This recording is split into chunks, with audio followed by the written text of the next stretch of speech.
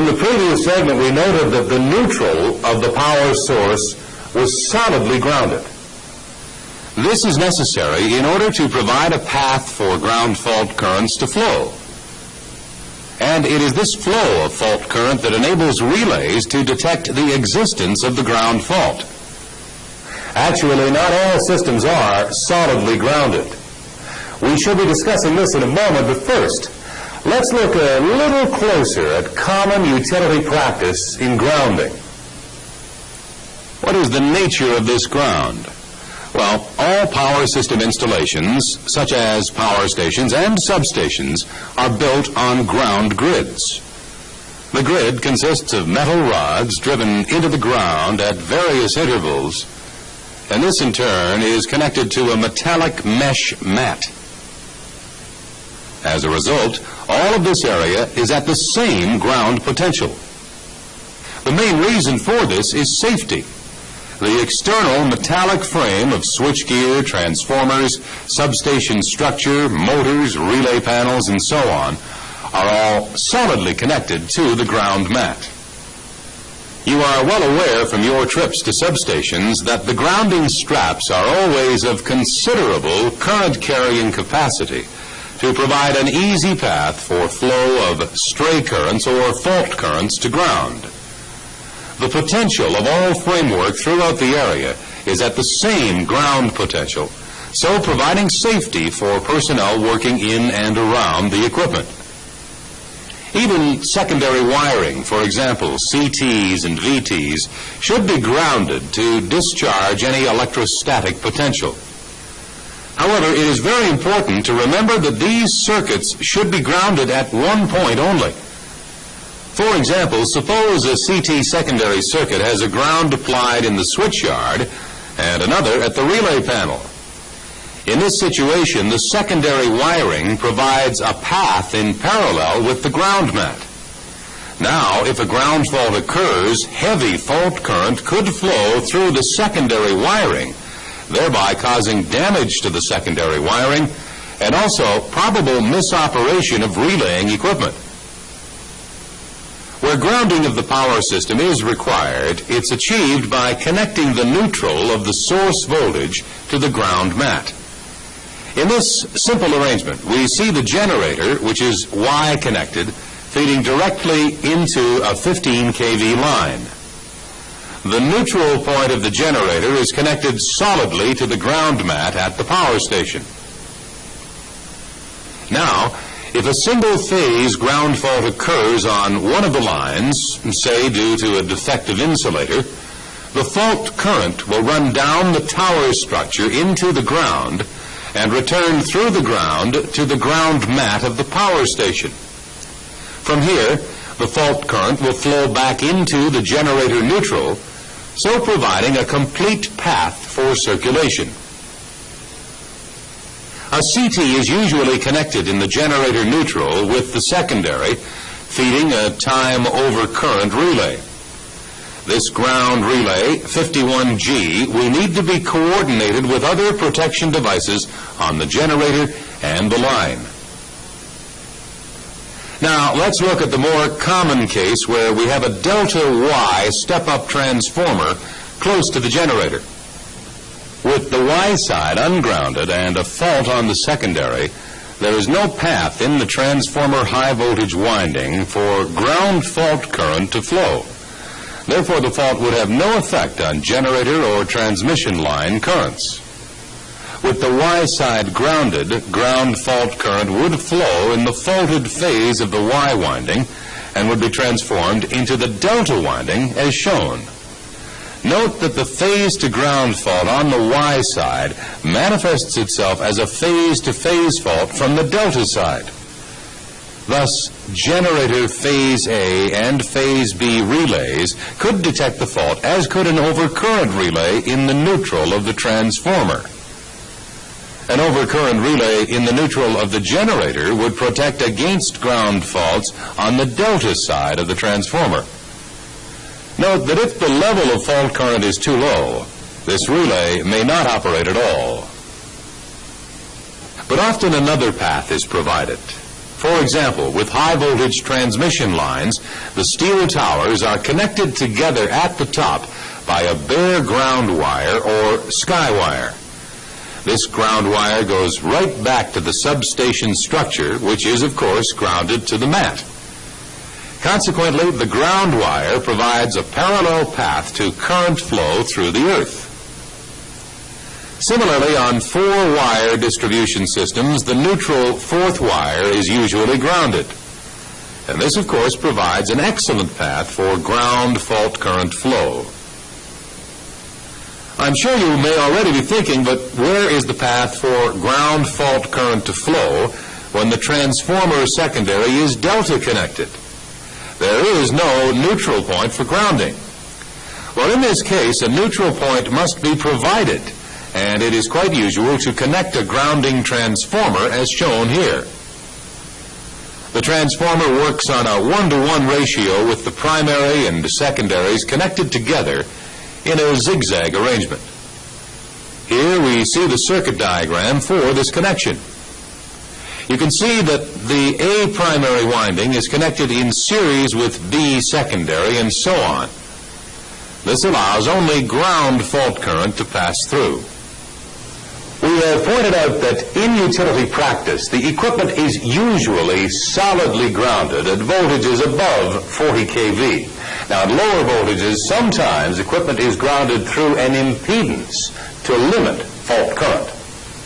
An example is the generator neutral. The impedance may be in the form of a resistance or a reactor, or perhaps a grounding transformer.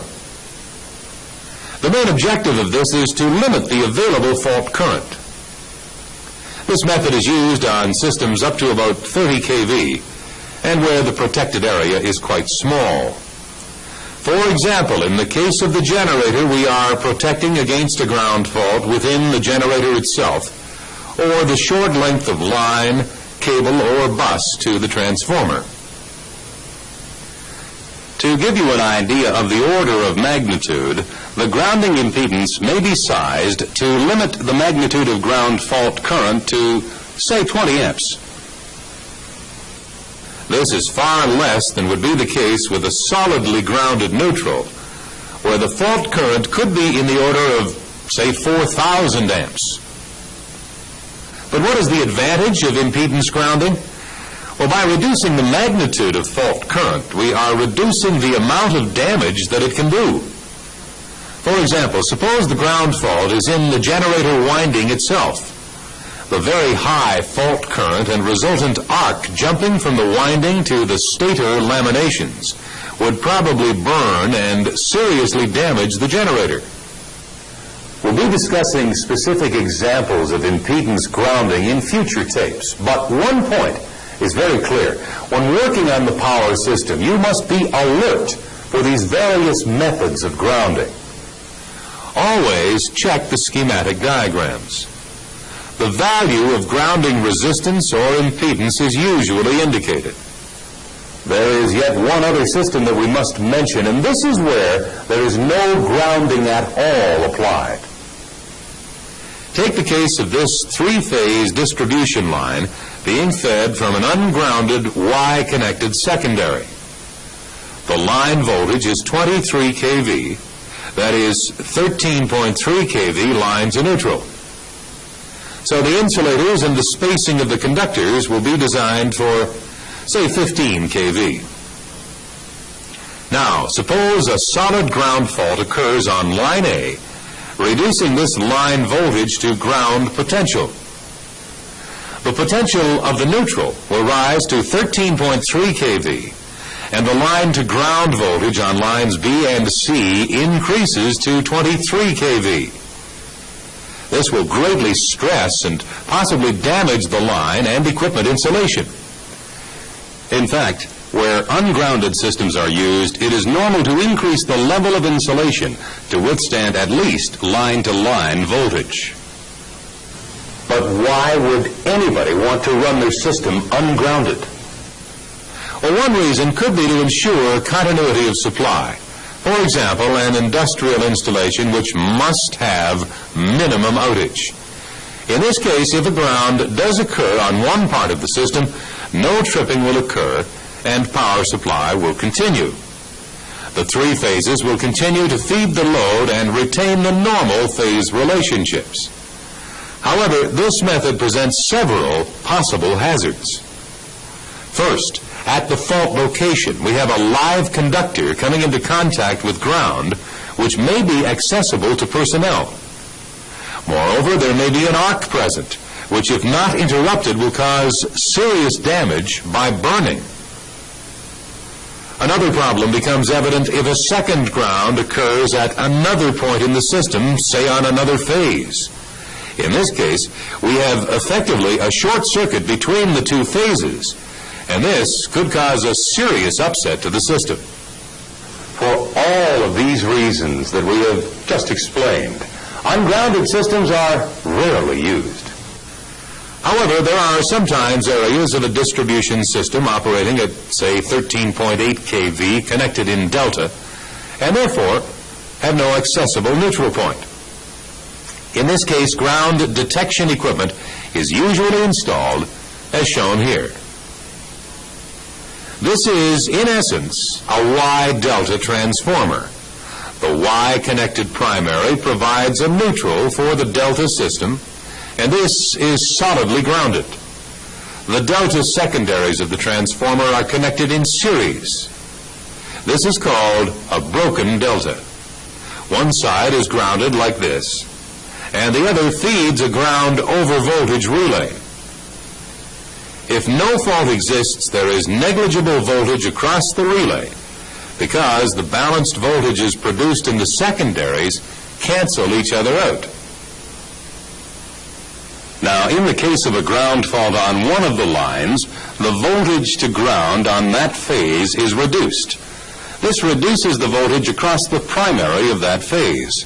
This will cause a reduction of voltage in the associated secondary.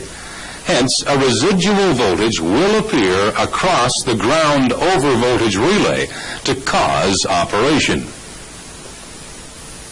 Additionally, indicating lamps can be placed across each secondary, thereby giving indication of which particular phase is grounded. Now at this point, let's briefly summarize the methods of grounding which you will encounter. Solid grounding. This is the case with most utility systems above 40 kV.